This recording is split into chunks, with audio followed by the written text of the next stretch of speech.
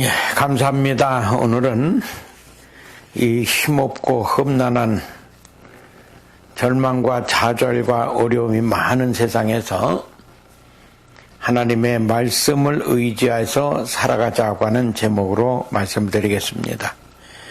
본문은 누가복음 5장 1절부터 11절까지입니다. 제가 본문을 봉독하겠습니다. 무리가 옹위하여 하나님의 말씀을 들을새 예수는 게네사렛 호숫가에 서서 호숫가에 두 배가 있는 것을 보시니 어부들은 배에서 나와서 그물을 씻는지라. 예수께서 한 배에 오르시니 그 배는 시몬의 배라. 육지에서 조금 뛰기를 청하시고 앉으사 배에서 무리를 가르치시더니 말씀을 마치시고 시몬에게 이르시되 깊은 데로 가서 그물을 내려 고기를 잡으라. 시몬이 대답하여 가로되 선생이여 우리들이 밤이 맞도록 수고를 하였으되 얻은 것이 없지만은 말씀에 의지하여 내가 그물을 내리리이다 하고 그리한즉 고기를 애운 것이 심히 많아 그물이 찢어지는지라. 이에 다른 배에 있는 동물을 손짓하여 와서 도와달라 하니 저희가 와서 두 배의 채움에 잠기게 되었더라. 시몬 베드로가 이를 보고 예수의 무릎 아래 엎드려 가로되 주여 나를 떠나소서 나는 죄인이로소이다 하니 이는 자기와 및 함께 있는 모든 사람이 고기 잡힌 것을 인하여 놀라고 세베대의 아들로서 시몬의 동업자인 야고보와 요한도 놀랐음이라. 예수께서 시몬에게 일러 가라사대 무서워 말라. 이제 후로는 네가 사람을 취하리라 하시니 저희가 배들을 육지에 대고 모든 것을 버려두고 예수를 쫓으니라. 아멘.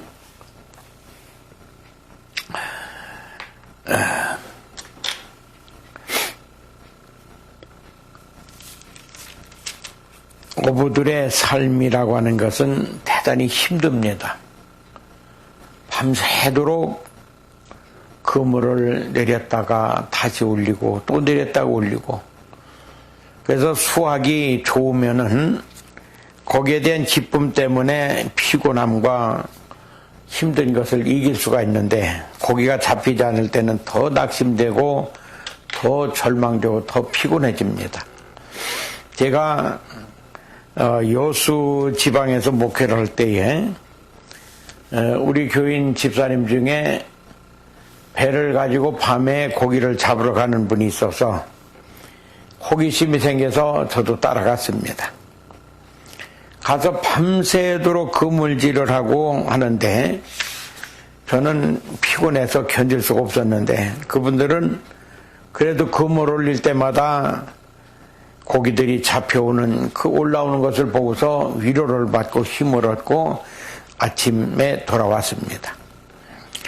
그 피곤이 대단히 참 뭉쳐있고 몰려있고 참 여러 가지로 어려운데 그래도 또 낮에 그물을 손질하고 다시 정리를 해서 또 밤이 되면은 또 그물을 놓으러 또 고기를 잡으러 나갑니다. 이런 일이 계속되는 겁니다. 여기에 있는 그 곳에도 보면은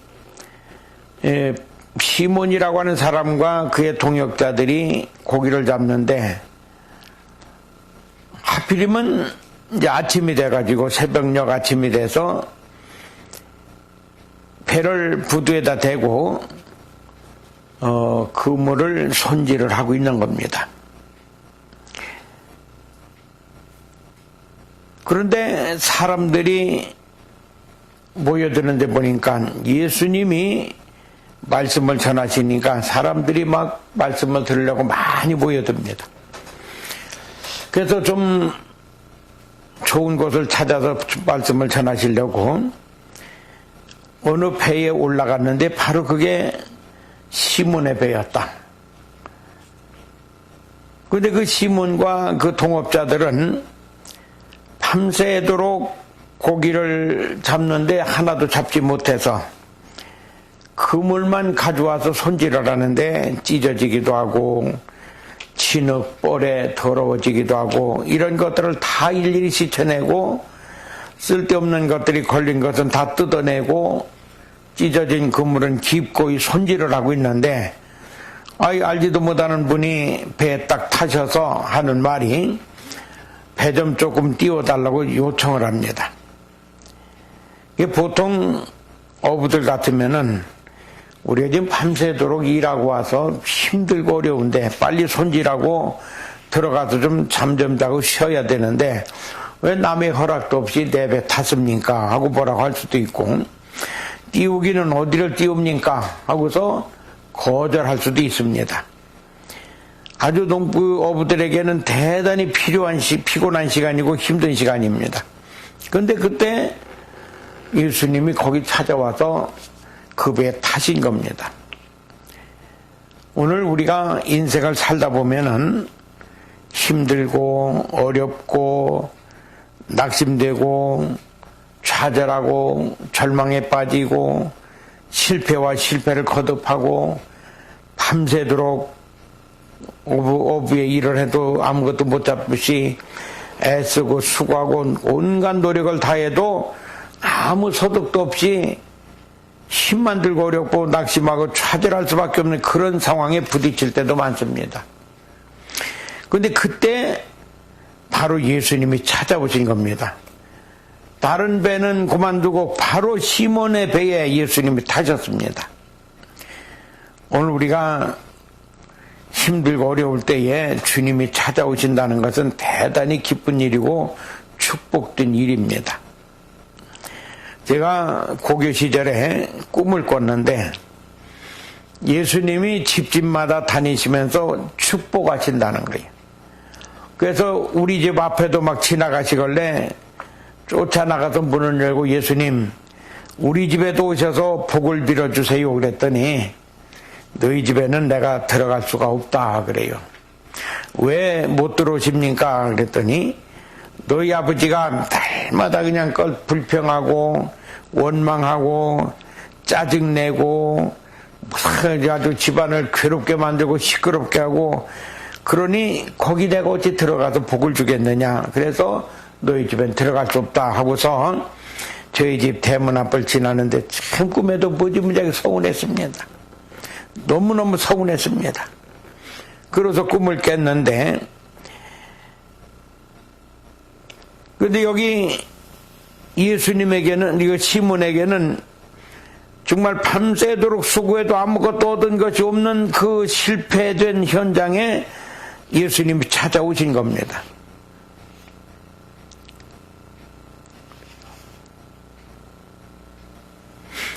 근데 그 베드로는 참 사람이 그 시몬은 좋은 사람이라 자기 배에 타는데도 원망하지 않고 조금 띄워달라고 요청을 해도 불순종하지 않고 기분 좋게 배를 띄워주고 그러다 보니까 자기도 거기서 예수님의 말씀을 들었습니다.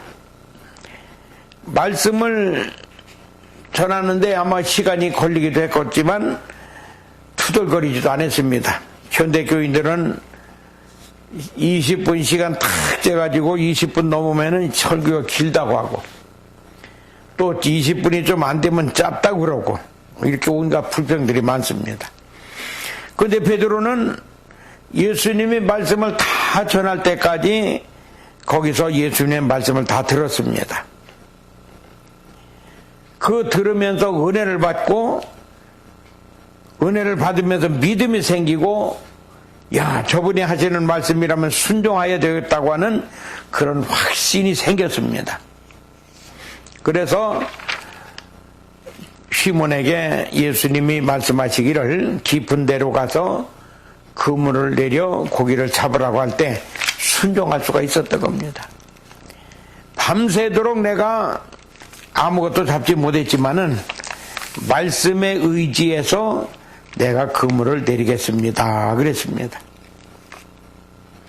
오늘 우리가 하나님의 말씀을 들으면 은혜를 받아야 되고, 은혜를 받으면 믿음이 생기고, 믿음이 생기면은 그대로 순종하고자 하는, 행동하고자 하는 결단이 생깁니다. 그래서 하나님의 말씀을 듣고 은혜 받고 믿음이 생기고 순종의 결단이 생겨서 이 시몬이 그물을 내렸습니다. 내렸더니 역사가 일어난 겁니다. 오늘 우리 신앙생활도 또 우리 인생도 살다 보면은 힘들고 어려울 때가 많이 있습니다. 더군다나 코로나19 중국 폐렴으로 인한 전 세계가 전염된 그 팬데믹 상황에서 마음대로 외출할 수 있습니까? 사람을 만날 수 있습니까? 모든 것이 제약되고 억제된 그런 상황 속에서 우울증 환자가 그렇게 많답니다. 그래서 가정 불화가 많고 어려운 일들이 많이 생긴다고 그래요. 이럴 때에 우리는 더 하나님 말씀에 의지해서 그 말씀을 따라서 순종하며 살아가야 됩니다. 좌절되고 힘들 때 우리는 하나님 말씀을 붙들어야 됩니다.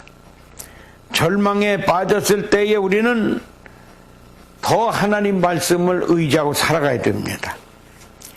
우울한 문제가 생겨도 우리는 낙심하지 말고 하나님 말씀 의지하고 살아가야 됩니다. 해밍웨이는 노인과 바다라고 하는 소설을 써서 유명한 분인데, 그가 먼 바다에 나가서 열심히 노력해서 정말 큰 고기를 하나 잡았습니다. 너무 커서 배에 실을 수가 없어 뱃전에다가 묶어가지고 참 왔는데, 그 힘들게 한국까지 왔는데, 와서 보니까 이 상어떼들이니 이런 고기떼들이 그 큰 고기를 다 뜯어먹고 앙상한 뼈만 남았습니다. 그래서 그는 그것을 보면서, 야, 인생이란 게 힘들고 어렵게 뭔가 만들어진 것 같고 행한 것 같고 이루어진 것 같지만은 마지막 인생 마지막 항구에 도착하면 아무것도 아닌 그냥 엉성한 가시만 남듯이 남는 것이 없구나 하고서 비참하게 생각하고, 그는 부잣집에서 태어나서 부자로 잘 살았지만은 사는 삶이 너무나 허무하고 좌절되고 절망하고 우울에 빠져서 나중에는 총을 입에 물고 총을 쏴서 자살해 죽었습니다. 그래서 이 노인과 바다는 마치 해밍웨이의 일생을 그린 것과 같습니다. 이것은 또한 우리들의 삶을 또 그려놓은 것 같습니다. 애쓰고 힘쓰고 노력해서 뭔가 이루려고 온갖 수고를 해보지만 마지막 인생 포구에 가서 도착하면은 남는 것이 하나도 없습니다. 빈손이 될 때가 많습니다. 앙상한 가지만 남을 수도 있습니다. 절망하고 좌절하고 우울에 빠질 수도 있습니다. 그럴 때에 우리는 예수님을 찾고 우리에게 찾아오신 예수님의 말씀을 듣고 은혜 받고 믿음이 생겨서 말씀대로 순종하고 살 때에 우리에게는 승리하는 역사가 일어나고 소망이 비춰지게 되는 줄 믿습니다. 제가 청주에서 목회할 때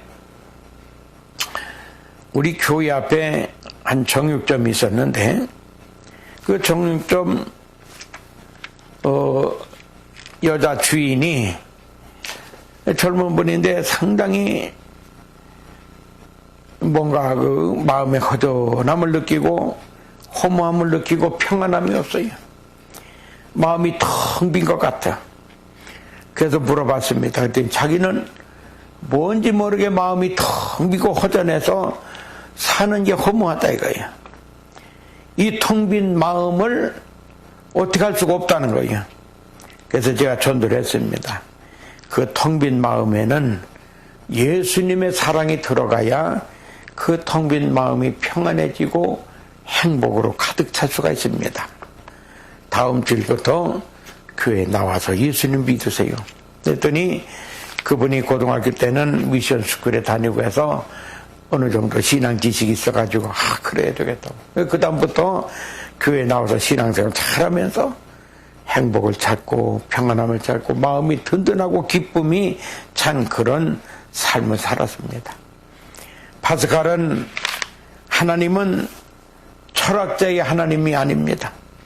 과학자의 하나님도 아니다. 성경대로 믿는 자의 하나님이라고 그랬습니다. 신앙은 인간의 이성을 십자가에 못 박는 것이고 주님의 마음으로 우리 마음을 채워서 믿음으로 결단하고 행동에 옮기는 것입니다. 주님이 기뻐하는 신앙은 4절부터 7절까지 보면 잘 나와 있습니다. 첫째는 순종하는 겁니다. 밤새도록 고달픈 인생 살아온 그가 베드로가 그물을 깊은 데로 가서 내리라는데 그대로 내려서 순종했듯이 우리가 지금 여기까지 오늘까지 살아오면서 힘들고 어렵고 낙심되고 좌절하고 뭔가 잡은 것 같은데 빈 그물이고 복잡한 문제가 끊이지 않는 그런 삶에 있다면은 오늘 우리는 하나님 말씀 의지하고 그대로 순종해서 말씀대로 살면은 우리에게 기쁨이 넘치는 삶이 될 줄 믿습니다. 두 번째는 시몬과 같이 겸손한 사람이 되어야 됩니다. 시몬은 그 고기를 잡은 다음에 그 많은 고기를 잡은 것에 만족해서 기뻐한 것이 아니라 예수님 앞에 무릎을 딱 꿇었습니다. 주님, 나는 죄인입니다. 무릎을 꿇었습니다. 오늘 이것이 인간의 겸손한 모습입니다. 우리가 하나님 앞에는 철저하게 겸손해야 됩니다. 하나님 앞에 우리가 잘난 것이 하나도 없습니다. 하나님 앞에 우리가 의지될 것도 없습니다. 하나님 앞에 우리가 아는 척할 것도 없습니다. 하나님 앞에 우리가 내 힘을 과시할 것도 없습니다. 하나님 없이도 잘 살 것 같이 큰 소리 칠 수도 없습니다. 우리는 주님 없이는 살 수가 없습니다. 우리는 주님 떠나서는 살 수가 없습니다. 주님 앞에 무릎 꿇고 겸손하게 살아갈 때 겸손한 자 찾으시는 주님이 우리의 앞길을 인도해 주시고 찾아와 주시고 역사해 주십니다. 세 번째는 이 시몬은 또 회개하는 사람입니다. 회개할 줄 알아서 주여 나는 죄인이로소이다. 자기가 죄인인 것을 거기서 그대로 그냥 고백하게 된 거예요. 오늘 우리는 하나님 앞에 죄인인데 용서받은 죄인이라는 걸 생각하고 용서받은 죄인은 용서해 주신 분에게 한없이 감사하고 한없이 고맙고 그 은혜를 우린 생명을 다 바쳐서 갚아야 되는 겁니다. 어떤 은혜 것으로도 갚을 길이 없습니다. 그래서 우리는 늘 회개하는 자세로 하나님 앞에 살아야 됩니다. 그래서 신앙생활은 주님 안에서 이렇게 겸손해지고 순종하고 회개하면서 기쁨의 생활을 하는 겁니다. 그래서 신앙생활은 주 안에서 기뻐하는 겁니다. 그러면은 기쁜 신앙생활 하려면 어떻게 해야 되느냐? 바른 관계를 가져야 돼요. 하나님과 바른 관계, 인간관계에서 바른 관계를 가져야 됩니다.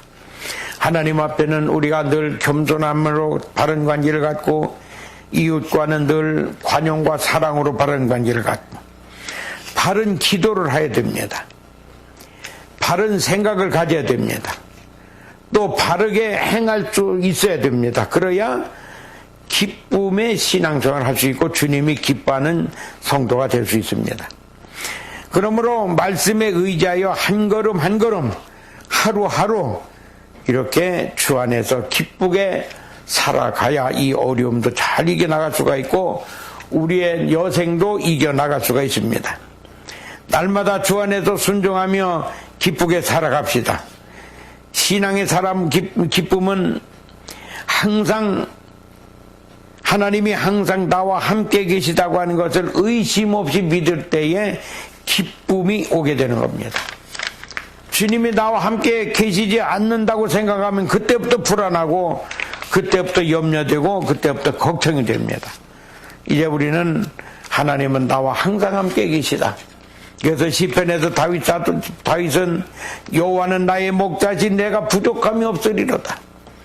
하나님이 나의 목자가 되셔 나와 함께 하시니 우리는 부족함이 없고 푸른 조장 쉴만한 물가에서 기쁘게 우리의 삶을 살아갈 수가 있습니다. 오늘 제목대로 하나님의 말씀에 의지해서 기쁘고 행복하게 그리고 남은 여생을 소망 중에 살아가는 삶이 되기를 주의 이름으로 축원합니다. 감사합니다. 감사하신 하나님, 우리의 부족함을 아시오니 힘들고 어려울 때마다 우리와 함께 계신 주님을 기억하게 하시고 잊지 않게 하시고 늘 생각하면서 어떤 어려움 속에서도 하나님 말씀에 순종하며 승리하며 살아가는 저희들 기쁘고 행복하게 살아가는 여생들이 되게 도와주시옵소서. 예수님 이름으로 기도하옵나이다. 아멘.